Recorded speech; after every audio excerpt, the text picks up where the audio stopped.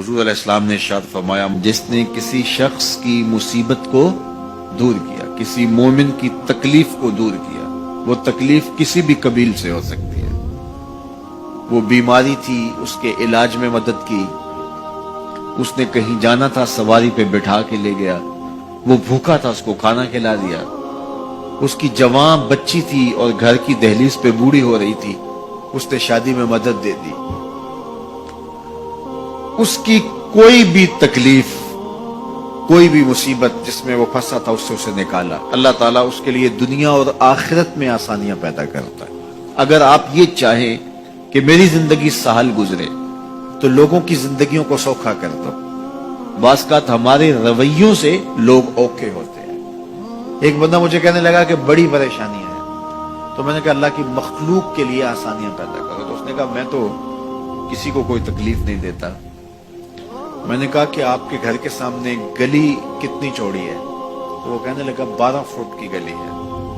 تو میں نے کہا کہ آپ نے جو تھڑا بنایا ہے وہ کتنا آپ نے بنایا؟ کہتا 3 سیڑھی ہے۔ تو میں نے کہا کہ یہ اللہ کی مخلوق کو تکلیف نہیں ہے؟ 12 فٹ کی گلی ہے، لوگوں کی بیچاروں کی کبھی گاڑیاں بھی گزرتی ہیں، جنازے بھی گزرتے ہیں، اور تم نے 3 سیڑھیاں اس گلی کے اندر رکھی ہوئی ہیں اور تم سمجھتے ہو کہ میں کسی کو تکلیف نہیں دے رہا۔ تم لمحہ لمحہ اللہ کی مخلوق کو تکلیف دیتے ہو۔ لمحہ لمحہ میں گزرا ایک گلی سے تو اچانک لائٹ چلی گئی تو میرا گھٹنا زور سے ٹکرایا تو زخمی ہوا۔ کتنے دن زخمی نہیں، پرانی بات ہے۔ تو وہ کسی نے اپنے گھر کے سامنے 3 فٹ اونچا گٹر بنایا ہوا تھا۔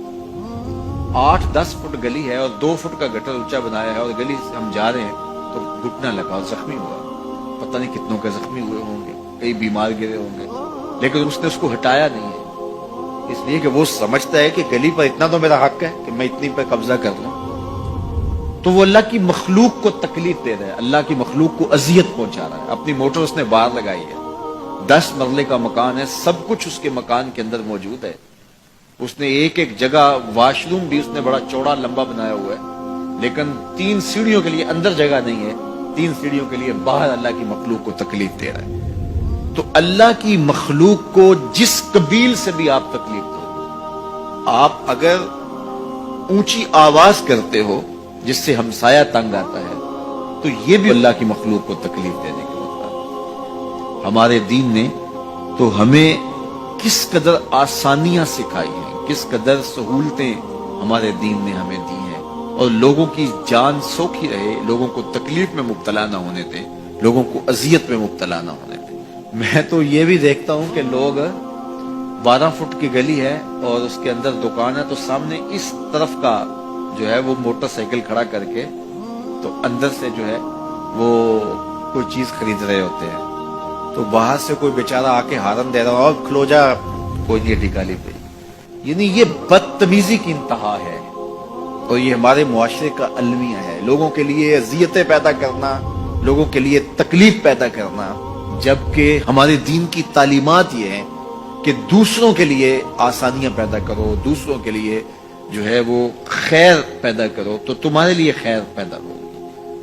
تو اس لیے فرمایا گیا کہ جس نے کسی شخص کے لیے آسانی پیدا کی تو اس کے لیے بھی آسانی پیدا ہوگی، لیکن صرف دنیا پہ نہیں ہوگی بلکہ اس کے لیے اس کے بدلے میں آخرت میں بھی آسانی پیدا ہوگی۔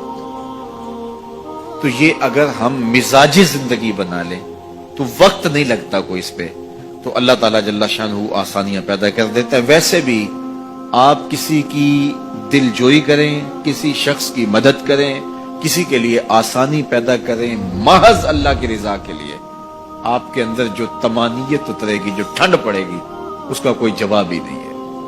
تو لوگوں کے لیے آسانیاں پیدا کریں، لوگوں کے لیے راحتوں کا سامان بنے، تمہارا وجود لوگوں کے لیے خیر